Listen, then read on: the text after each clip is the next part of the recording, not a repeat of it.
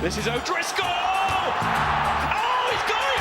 Brian O'Driscoll! Oh, you beauty! That is incredible!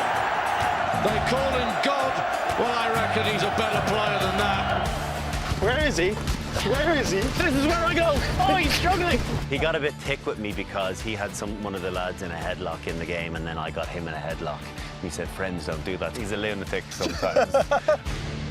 My mum took me aside after a couple of goes and she said, by the way, FYI, you're Ireland captain, you sing both anthems. And she was right.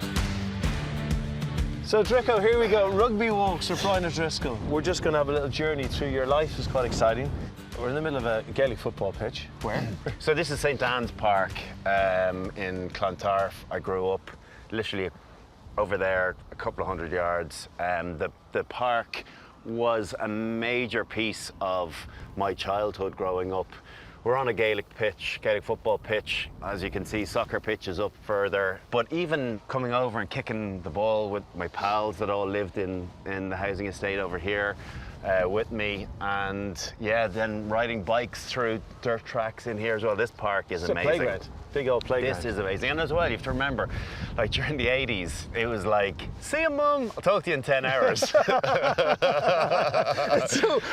was, wasn't it? It was a completely different world where, like, go home when you're hungry. Yeah. And have you had anything to drink today? I drank some water from the pond over there. And literally, you'd come home when it was dark. Yeah. And there was no fear. You'd be covered in mud. You know, it was simple, wasn't it? Well, when lights came on, that was our time to come home. During the winter, obviously, you know, 4:30, you'd be, all the other lads might be able to stay out a bit longer. I'd be like, no, my mum's going to kill me if I don't get home. The lights have been on for 10 or 15 minutes. So there's no computer games in my house. Like, we occasionally had a computer, but it just didn't register with me. It was just a ball, tennis during Wimbledon, you know, football and Gaelic football all the way throughout the year, bit of golf later in life. So it was literally outdoors and constant ball sport. Yeah, but only good memories from in here. So, can you feel it, the old school days, Blackrock College? Can you smell it? Is it all the You memories? love it, don't you? Love it. It was a happy time. It really was. Great memories, a really great school, and, you know, great times in here. I boarded in 6th year, my final year. You're the same, yeah, were you? 6th year I boarded. So, yeah. you know, but it's, you know, look at it. Yeah. Like, it's fabulous. Great laughs. I jumped around different rooms trying to get away from certain roommates and try and get your own room, and yeah, just try and find where the crack was. People probably don't realise you were quite a shy kid, a nervy kind of kid. I mean, getting the dart getting the train. The dart runs from all along the coast here in Dublin. Really apprehensive, and you know, sometimes when the dart would go down, I'd, you know, try and, I remember once the dart went down and I was panicking about being late, and I called in to random houses over by the dart station, over by where I lived, over by Colester, just calling in randomly going, hi, can I ring home? I've got to talk to my mum as a 12-year-old. It's like, okay, come in, use the phone before pre-mobiles. Hi, Mum, the dart's not working, I need to get to school. It's like, most kids would be like, oh, deadly, we're going to miss school. I was like, I'm going to miss school. So, yeah, in the early days, very kind of quite nervy, but mellowed out a little bit as life went on. Memories from here, like, I do have terrific memories. I remember coming down here and looking up, and, well, not having to look up because I could hear my dad before I'd see him, but trying to get him to just keep his mouth shut, just dial it down a couple of decibels, because he was invariably the most vocal of all the parents. Largely encouragement, but you just want to fit in, please. So, Dad, you know, I loved your support, but I'm going to be much quieter from my boys. Yeah, I know. I don't know if I was ever fitter than I was when I was 17 or 18 years of age. We used to do insane fitness sessions, like really tough, 110-meter sprints where you'd have to do them in 20 seconds. So goal line or dead ball line to dead ball line in 20 seconds, and then 1-to-1 rest, so 20-second rest, and go again.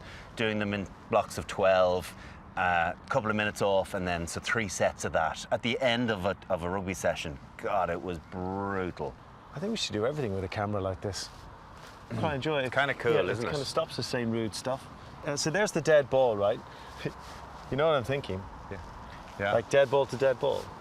Like Carragher Neville. Yeah, have you got it in you now? Yeah. You could, really? Where is he? Where is he? Come on! I know you got more. This is where I go. Oh, he's struggling. He's got that. He's got it. No! No! Tip it, tip it, tip it! That was 20. Who won? That was 19. Who won? Dod, why? Brian who? What? You have brought us to Clontarf Rugby Club, which I never think of it as featuring in when I look at your career path. I love this place. Everyone in Dublin, I don't know, played rugby in Leinster at any level will love this place. Why are we here?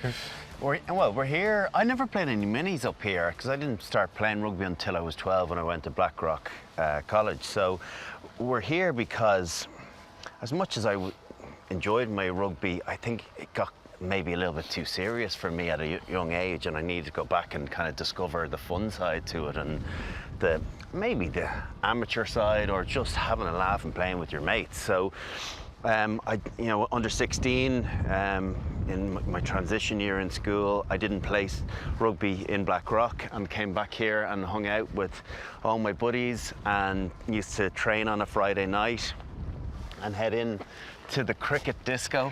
Oh, right, yeah, very which important. was very, very important. A lot of life lessons learned. Do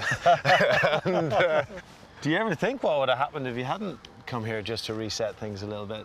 Yeah, it really was such a catalyst for the love of the game again, and understanding the values of what rugby teaches you, not just the competition, but the fun and the hanging out and the laughs. Actually, my coach, Hugh Fanning, I think he was one of the few that I sent a postcard to when I made the Lions in 01. It was postcard time back then, that's how long ago. In my first tour, Irish tour in 99, but then on the Lions tour I thought that would be a cool thing to send. What'd you say? Just said, greetings from Australia, hope all's well at home, having a great time out here. Inspired. Something to that Inspired? Something to that effect. He must get so emotional when he reads that now. What do you want me to say?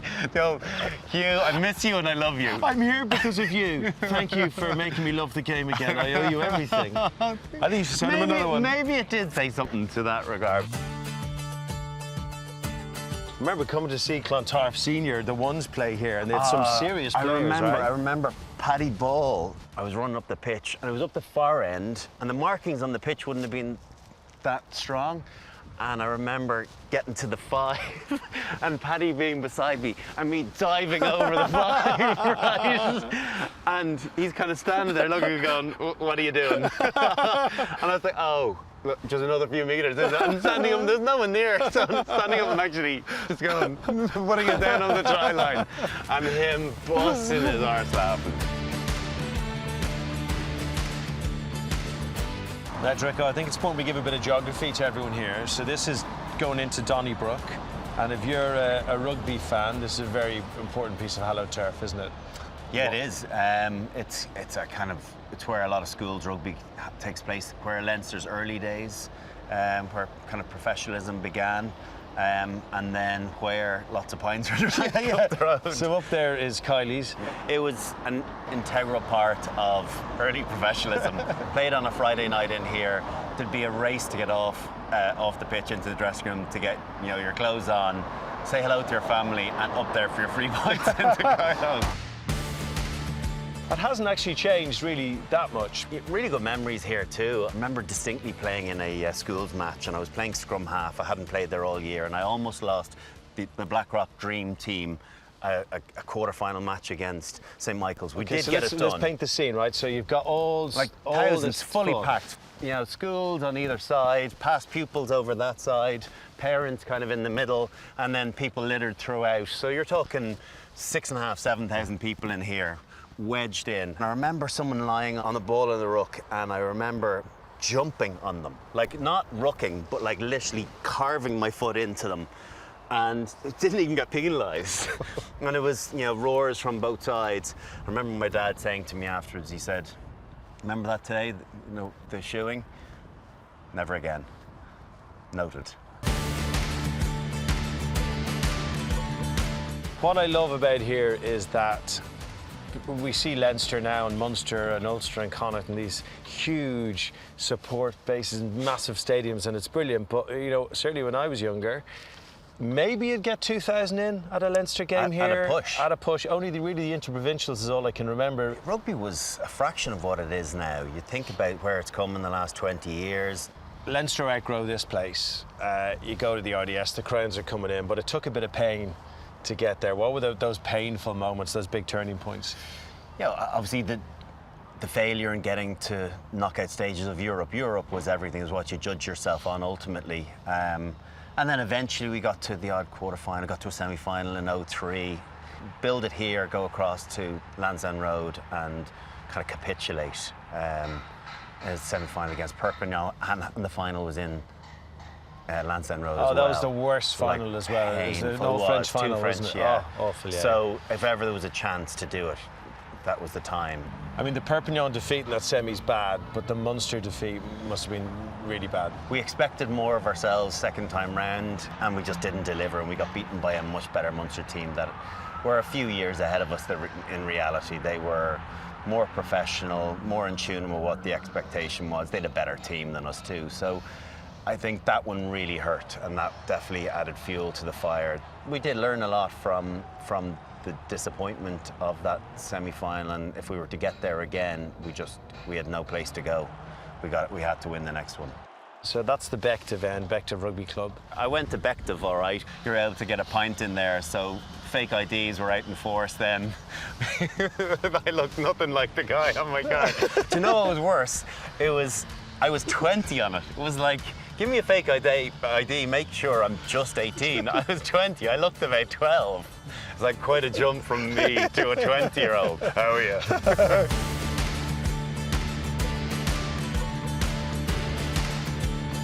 Right, this is perfectly normal. Two middle-aged guys with a selfie stick in Dublin. No, that's perfectly normal. But look, Anglesey entrance. We're at the Anglesey Road entrance to the RDS. And I'm just thinking, Brian, as we do this walk, and how short it all is, and just how convenient being a professional rugby player in Leinster really is. Did you ever really consider leaving this? Because what an ideal life. It is. I think it's easy to retrospectively look back and see the success, but geez, those mid-noughties were painstakingly torturous at times. So much turnover of coaches and being a nearly team. Actually, in about 2004, I went over to Biarritz just for a bit of Dutch auctioning, just to try and see if I could drive the value up. And I went to a game, and the president got me to, in front of 200 people at the pre-match lunch, got me to come up and hold the bouclier that they'd won the year before, the French trophy, for everyone. It was like, oh, he signed. And then I was asked to go out, and they have this thing in France, do the restart of a game and then walk off. All the Biarritz players were like, oh, brilliant, he's joined next year. And then it obviously filtered back, and I got the contract that I was after. And so it worked out, but a bit embarrassing. But then 2 years later, I went and did it all quietly because I was really considering a move. Okay. Biarritz and Toulouse were the two teams. They were kind of the powerhouses in France at that time, just to go and talk and see their environments. But Michael Check had just come in, and I kind of said to him, we'll give it a season to see what comes of it. Thankfully, we got to a semi-final of Europe with an okay team, and it gave the hope of better days. So it was about winning trophies. It wasn't just because actually it was. I remember at the time, the public opinion was like, he's just chasing the coin. But were you chasing trophies or a bit of both? Like I couldn't go through a career and not having won anything of substance. It's not about. Of course, you're thinking financially, the security of your family and time and everything, but I was a single guy back then. I think you're hungry for success, and it obviously, you might have gone and won trophies in Toulouse, or Biarritz didn't manage to win Europe, but the fact that I managed to stay, and then we had the success and we won, with your home team, just felt as though it mattered an awful lot more. I'm sure it would have been big in France too, but it just felt, you get to live it the whole time. You get to live it with people in the streets, even now, talking about, I was there, I was in Murrayfield, I was in Cardiff, I was in Twickenham, and it's lovely to, what's tiresome about talking about good days? I'll never forget this. It was the Pro 12 final. Yeah. You'd just beaten Glasgow, and it was your last game for Leinster. I just wonder, you came out and you started, there was a huge crowd here cheering for you, and I don't know how it was for you. It was quite emotional watching it as a rugby fan. Yeah, like it had been this big long goodbye, so I was almost embarrassed and ready for it to be over, just so that would stop being called. And then, you know, I got injured within the first 8 minutes of the game. You know, barely touched the ball, and so yeah, I kind of walked off. And it wasn't even like a wave to the crowd. It was just, all right, your time's done. You know, there'd been, I guess, it was a bit of fanfare around the international send-off, so my time was up. Time to exit stage left, and this huge sense of relief came over me. I didn't watch the rest of that half. I just went in, I had a shower, got changed into kind of t-shirt and shorts, and went back out and watched the second half, and we won. And yeah, I suppose I come out here and there's always loads of supporters out here, and I suppose I wasn't going to need the gear anymore, was I? So I started throwing bits out to different people. But yeah, so many great memories. You would have loved to have finished and scored. You know, Roy the Rovers scored a winning try or made a big tackle, but it was insignificant. You know, it was lovely to be able to lift a trophy right at the end. It's really impressive, you know, Brian, when you come in here now, and even empty. I think because I kind of think that stadiums hold on to memories, and they hold on to successes and stories, and they get a bit of a soul. And you feel there's a bit of a soul about this place now. 2009, that first Heineken Cup win. What was the role of that in this place, in growing this place and growing the brand? Well, I think as well you've got to get yourself in a position to be in the knockout stages of those tournaments. And the more times you get into it, the more chance you have of obviously pushing through to a final. And in 2009, you know, we had to do it the hard way. Munster were reigning champions in 2008. You know, there were odds on to beat us in the semi-final, and we kind of thought to ourselves there was nowhere really to go if we were going to be the team we wanted to be, that this was a seminal moment, and it proved to be. It was a real changing of the guard of who was first and second in the pecking order from a national perspective, and it's remained the case, you know, to be honest with you, for over a decade now, and I guess it feels nice to have been part of that catalyst to have changed the momentum of the club. How narky did Ronan O'Gara get out there? What are your memories of playing against him? You know, he denies, obviously, that, you know, he does that double pump that he's done for years, you know, when he throws a longer pass, and I could see it coming. I saw him cock the ball once and then he threw it, and Paulie'd be a favoured runner of his. So to get the intercept from Rog was sweet. You know, particularly when I looked around and saw Doug Howlett was kind of static and Rog was the only one that was chasing me. It was nice to just slip it into third and coast home from 80 metres out. So he was okay with that. He doesn't love talking about it, would you believe? But he got a bit thick with me because he had one of the lads in a headlock in the game, and then I got him in a headlock. And he said, "Friends don't do that to another." I was like, "But you had someone in a headlock. What do you meant to do?" "Oh, we're better friends than you're friends with him." Anyway, he's a lunatic sometimes. But we kissed and made up. I know you have. Can you hold that? Yeah. That was a long answer. That was a good answer, but my arms are tired. My arm, that answer was tiring. Why don't we do the short walk across the road, past the pubs, and head down towards the Aviva? Are you getting a bit of arm pump? No, that's good. That's good. Yeah. I didn't get to the gym today, so this will be just the equivalent of holding a selfie stick for 5 minutes. Should we go and have a little nose round? Do you have a special key? Okay, Brian, this is a big deal now. This is the right place to finish this Rugby Walks. We're just coming out of the tunnel at the Aviva Stadium. Just tell me how you used to feel when you're walking, standing here ready to go out. I think you're just, you know, heightened anticipation for what's coming and excited. Not terrified? No, not terrified, no. If you're terrified, you're in trouble. No, definitely not terrified. But just looking forward to the first whistle. I think you're looking forward to, before that, you look forward to the cheer of the crowd coming out and savouring that atmosphere and letting that fuel you, and then you look forward to the anthems, and then off you go. Right, I think I should walk first and not be in shock, because I think people want to see you walking out. Do your walking out face. There we go. Actually, do you know what? Because this is so impressive. You can come out now.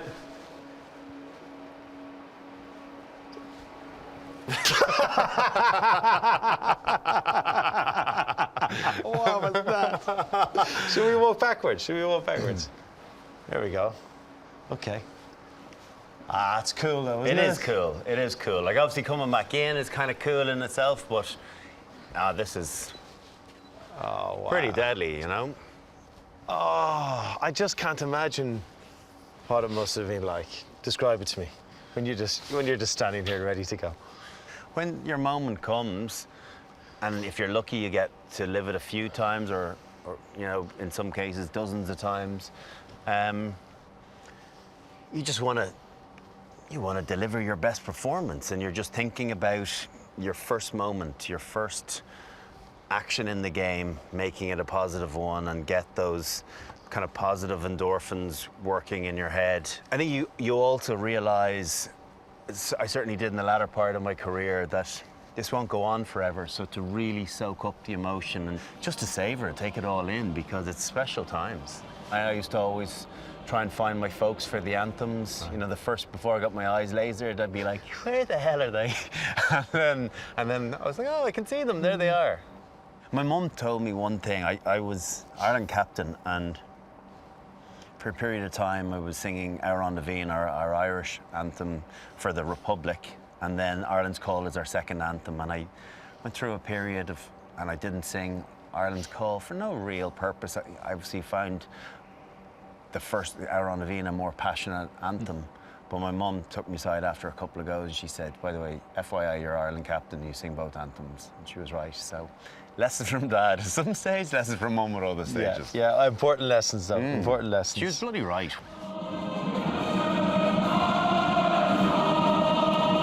It wasn't even that I didn't want to sing it, it's just, it's the anthem for everyone.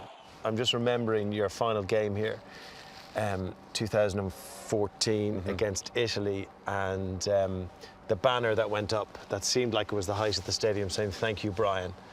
And I'm at home watching this on television and I'm bawling my eyes out. My mum's bawling her eyes out. Like, it was such an emotional thing for everyone watching.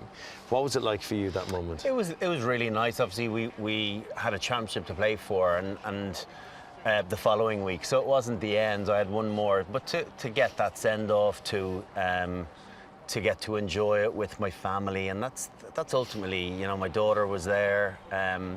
You know, we were expecting our second child as well, and no one knew about it. And my sisters and my mum and dad, your nearest and dearest, that have sacrificed so much for you, to get to enjoy a moment with all of them, was great. And we obviously won convincingly and set up a great opportunity to win another championship the following week. So a bit embarrassing, like, you know, Really? when you have a big blow up balloon of yourself, you know.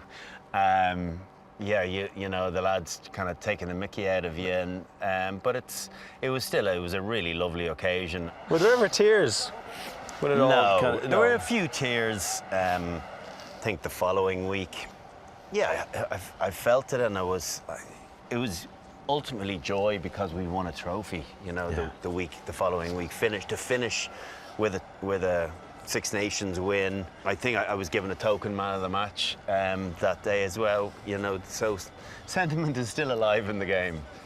Also, when you won the slam, that was a really fantastic moment for Irish sport, wasn't it? It was, and it was a long time in coming. Obviously 61 years and lots of nearlies up to that point. We had a really bad miss in 07 where we lost to France in Croke Park in injury time, and that should have been a slam year for us. We were very good before the World Cup. So to then get to do it 2 years later, finally, in the manner in which it happened over in Cardiff, yeah, the importance of finally getting one slam under our belt. It was a perceived golden era where we had delivered a few Triple Crowns but no championship. So to get that done was important, and I guess that also served as a bit of a catalyst for future successes, including the one finished in 2014. That photograph of you with the great Jack Kyle, another iconic image. Actually, I think it's probably in the bowels of the stadium somewhere in one of the media areas. I've got one at home. I've got a signed one at home. Yeah, Have you? Yeah, for sure. Yeah. It's a big moment, you know. One of the last survivors from the previous success is a long time ago to wait 61 years. So for him to be there and to shake my hand and to enjoy that moment afterwards was I look back and kind of cherish the enjoyment that you were able to take a moment away from the excitement and then have that mantle passed on by a great like Jack Kyle. So yeah, it was cool. I think it's cool you have a signed photograph, but I'd really laugh if I was in your house and I saw that you would sign it. Did Jack? I wrote his name's in it. It was like, to Jack Kyle, very best wishes, Brian O'Driscoll. What's the most significant day, the most emotional day you've had here in this stadium? Obviously, the final one was emotional. I tell you, the morning that my daughter was born was pretty emotional. Got a call from my wife. We were obviously expecting our daughter within that week, and she wouldn't call me usually in the morning of a game. She said, "Listen, everything's cool. I'm down in the hospital.